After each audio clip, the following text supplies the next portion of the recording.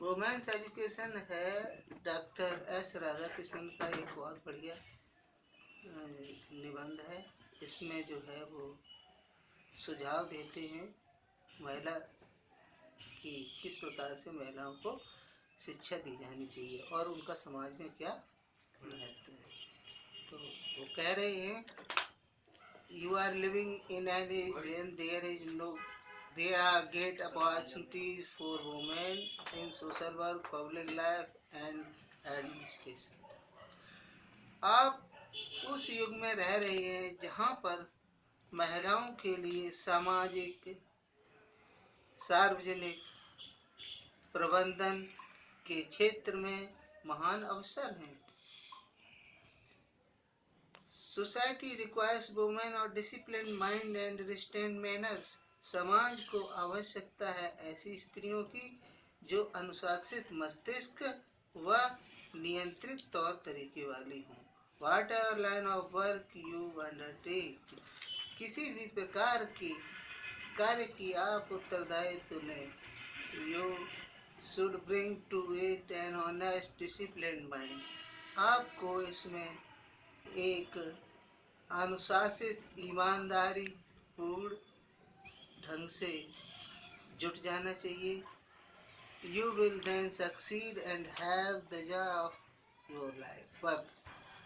और तब आप सफल होंगे और जीवन का आनंद लेंगे। Actually, in our country, education so far as girls' education is concerned, जहाँ तक शिक्षा की बात है और लड़कियों की शिक्षा की बात की जाए, is not wide spread enough, वो पर्याप्त विस्तृत नहीं है। So every institution which contribute to the education, इसीलिए प्रत्येक संस्था जो कंट्रीब्यूट करती है to the education of girls, लड़कियों की शिक्षा में, is worthy of recognisation and encouragement, वो योग्य है रिकग्नाइजेशन की और encouragement, प्रोत्साहन की। But I am anxious that the kind of education that is imparted must not only be broad but should also be deep. तो मैं चिंतित हूँ कि जिस प्रकार का एजुकेशन है, शिक्षा जो दी जाती है, वो केवल विस्तृत ही नहीं होनी चाहिए अपितु गहन भी होनी चाहिए। We are lacking in depth, हमारे अंदर गहनता अर्थात गहराई की कमी है। We may become learned and skilled, हम ज्ञानी और कुशल तो हो सकते हैं, but if we do not have some kind of purpose in our life, किंतु यदि हम जीवन में किसी प्रकार का उद्देश्य नहीं रखते हैं, our life themselves becomes blind, blundering and bitter, तो हमारा जीवन स्वयं ही खराब, अंधा और कड़वा हो जाता है, ब्लंडरिंग, गलतियों से युक्त। द गीता सेज, अब ये व्यवसायत्मका बुद्धि रेखा, for a truly cultured mind, सचमुच रूप से सांस्कृतिक मस्तिष्क वाले व्यक्ति के लिए there is a single mindedness, अर्थात एक रूप सिंगल माइंडेडनेस होना चाहिए, उसमें एक ही दृष्टिकोण होना चाहिए। A dedication to a single purpose, और समर्पण होना चाहिए एकमात्र उद्देश्य के लिए। For the uncultured mind, the whole life is scattered in many directions, और जो संस्कृत विहीन मस्तिष्क वाले व्यक्ति हैं, उनका संपूर्ण जीवन बिखर जाता है कई दिशाओं में। बहुशाखा आयंताश्च, अर्थात भिन्न शाखाओं। Therefore, it is essential that the education which you acquire, इसलिए शिक्षा जो आप प्राप्त करते हैं in the institutions, इन संस्थानों में, should you not merely learning, give you not merely learning and skill, यह केवल आपको ज्ञान और कौशल ही न प्रदान करे बल्कि Indo with a definite purpose in life, बल्कि आपके जीवन में एक निश्चित उद्देश्य भरे। व्हाट दैट पर्पज इज, वह जो उद्देश्य है, you have to define for yourself, उसे आपको स्वयं ही निर्धारित करना है। इट इज सेड दैट विद्या गिव्स यू विवेक, विमर्श रूपणी विद्या gives you a sense of what is right, विद्या आपको विवेक देता है, विमर्श रूपणी विद्या आपको ज्ञान देता है समझने के लिए कि क्या सही है, and helps you to avoid what is wrong, और आपकी सहायता करता है उसमें जो गलत है। यू मस्ट ट्राई देयरफॉर, इसलिए आपको कोशिश करनी चाहिए, to find out what is required of you in this generation, कि आपको इस पीढ़ी में किस बात की आवश्यकता है, यह बात का पता करना चाहिए। A purpose which had good centuries ago may not hold good today in view of the rapidly changing conditions of our country and of the world.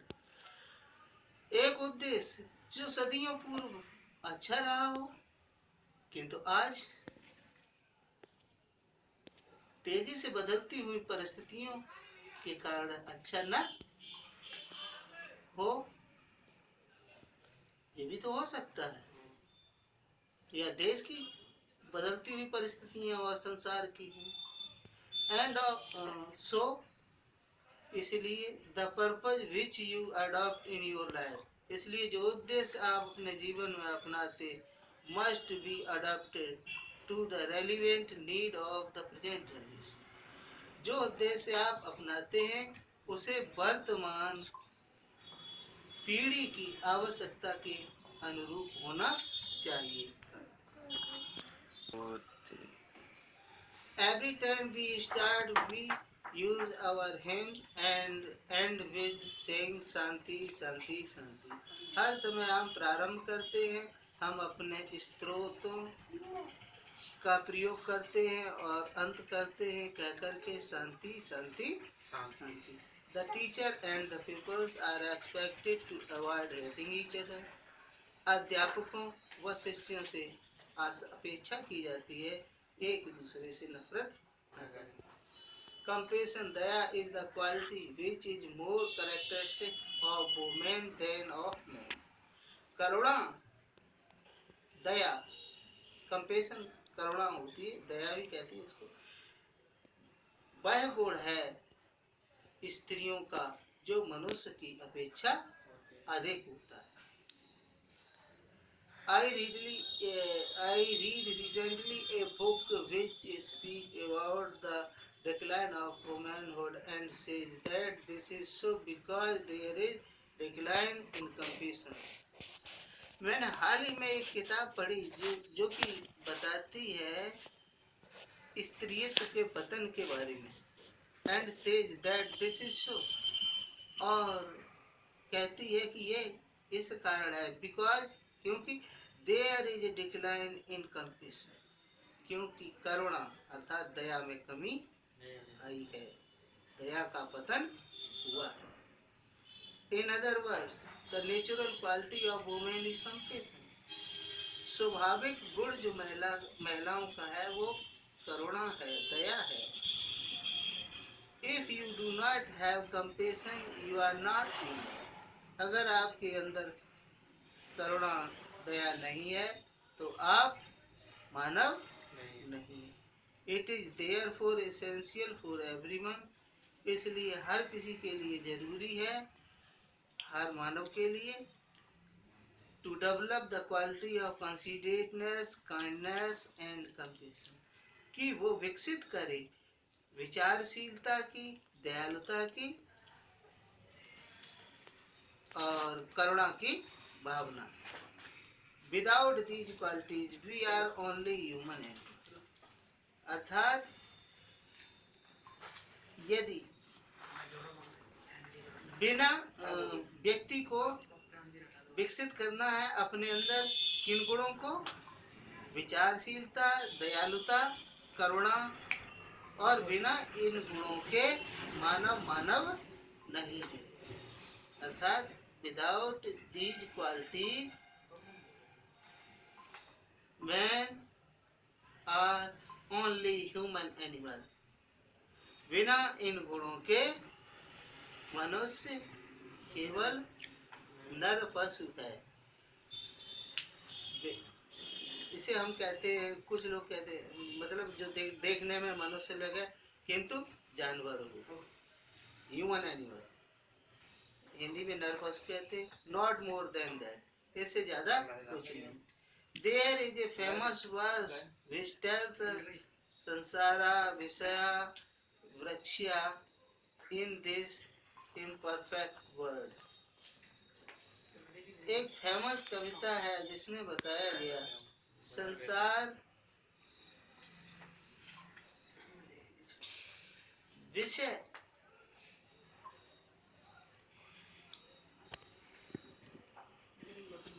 है, इन परफेक्ट वर्ड, इस अपूर्ण संसार में there are two fruits of inimitable quality. दो ही ऐसे फल हैं that cannot be imitable। अर्थात इन दो गुणों को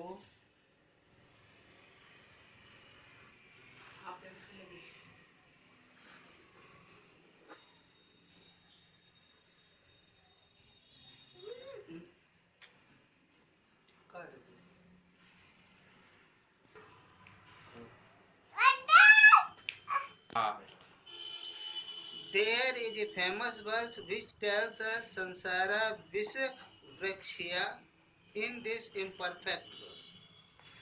एक कविता है जो हमें बताती है संसार विष का वृक्ष है इस अपूर्ण संसार में।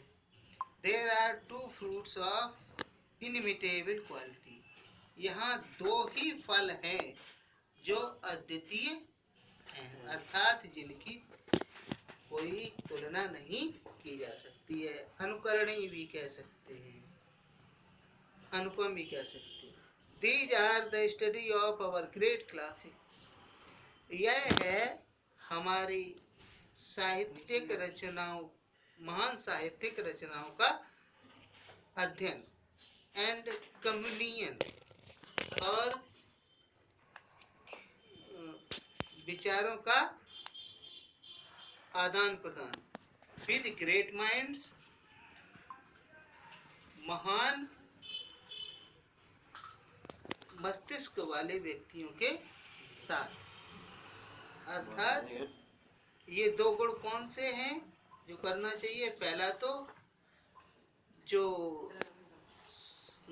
हमारे क्लासिक्स हैं, सांस्कृतिक कृतियां, उनका अध्ययन करना चाहिए, और महान जो ज्ञानी हैं, मस्तिष्क वाले व्यक्ति, उनके साथ जो है विचार विमर्श करना चाहिए,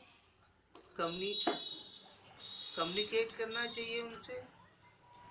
The things which mold man's mind and hearts, चीजें जो मनुष्य के मस्तिष्क और हृदय को ढालती हैं, अर्थात इन्हें रूप देती हैं,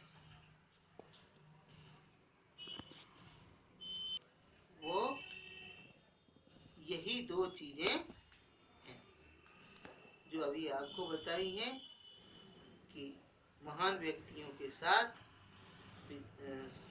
संवाद और सांस्कृतिक रचनाओं का। I am anxious that our great classics should be studied. मैं चिंतित हूँ कि हमारी महान सांस्कृतिक रचनाओं का अध्ययन किया जाना चाहिए। The classics of all countries of which we are the inheritors. और वो सांस्कृतिक रचनाएं जो सभी देशों की हैं, जीव की हमारी विरासत है। कितनी बड़ी बात इन्होंने लिखी है कि क्लासिक ऑफ ऑल कंट्रीज, सभी देशों की कृतियां,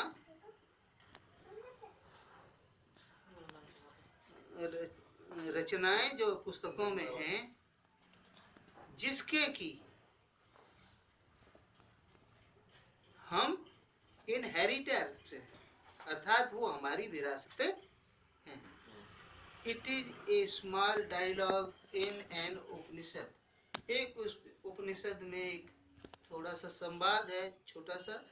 that A question is put, कि एक प्रश्न रखा जाता है, what constitute the essence of good life, कि अच्छे जीवन के विधान को क्या बनाता है, सार को क्या बनाता है, अर्थात ऐसी कौन सी चीज है जो निर्माण करती है अच्छे जीवन के सार को।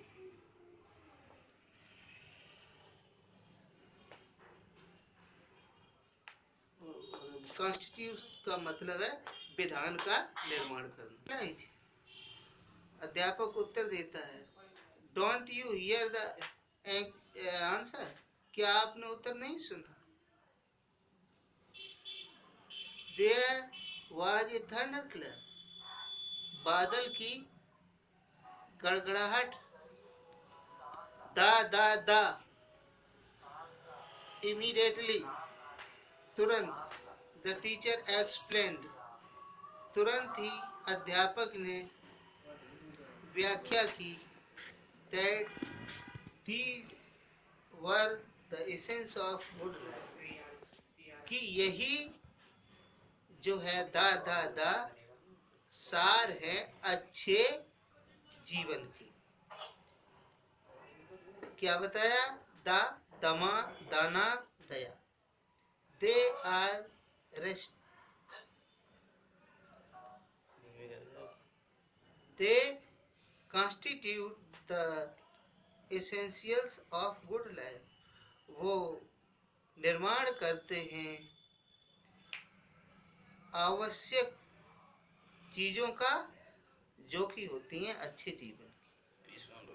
यू मस्ट हैव दमा और सेल्फ कंट्रोल रिस्ट्रेंट, आपके अंदर दम होनी चाहिए, आत्मनियंत्रण होना चाहिए, है? रोकने की क्षमता। Which is the mark of human being, जो मानव का प्रतीक है। इन द रामायण, रामायण में, when Lakshman sets out for forest, his mother tells him, look upon Rama as your father Dasrath, look upon Sita as myself, as your mother, look upon the forest as Ayodhya, go my dear. Lakshman जब जा रहे हैं वनवास के समय, तो उनकी माँ उन्हें बताती है, देखिए राम को आप अपने पिता दशरथ के समान देखेंगे और सीता को इस तरीके से देखेंगे जैसे आप मुझे अपनी माँ को देखते हैं। स्टार्ट आखिरी में कहा है, बाद में कर लीजिए।